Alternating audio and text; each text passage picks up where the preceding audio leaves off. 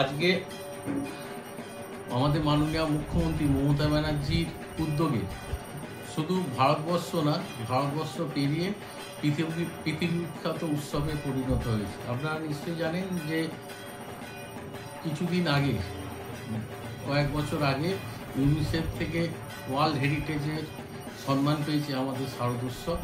তার জন্য আজকে ভারতবর্ষ ছাড়িয়ে পৃথিবী বিখ্যাত হয়ে গেছে এবং দুর্গাপুজোকে আরও বেশি করে উৎসাহিত করার জন্য মাননীয় মুখ্যমন্ত্রী মমতা ব্যানার্জি যেটা প্রতি বছরই তার অনুদানের যে টাকা সেটা বাড়ান, এবারে 1,10,000 টাকা করেছে। এতে দেখা গেছে অনেক ছোট পুজো যেগুলো দেখা যাচ্ছিল যে বন্ধ হয়ে যাওয়ার জায়গা ছিল, সেই পুজোগুলো না বন্ধ হয়ে আরও পুজো প্রতি বছরই 2, 4টে করে 5টা করে পুজো বাড়ছে।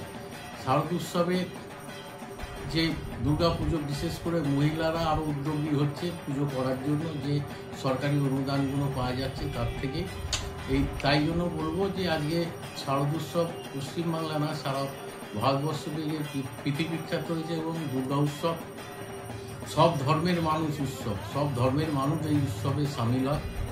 হিন্দু, মুসলিম, বৌদ্ধ, খ্রিস্টান প্রত্যেক ধর্মের মানুষ এই উৎসবের ওপর নির্ভর করে। তাদের একটা অর্থনৈতিক পরিকাঠামো একটা নতুনভাবে তৈরি হয়, একটা বিরাট ব্যবসা হয় দুর্গা পুজোকে কেন্দ্র করে। তাই এই দুর্গা পুজোয় প্রত্যেক পৌরবাসীকে আমি শারদ শুভেচ্ছা জানাই।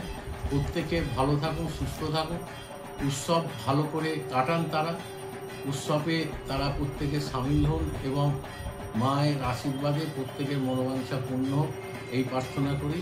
আর একবার আমার শহরবাসীকে শারদীয় শুভেচ্ছা জানাই। বাদ্যবাড়িতে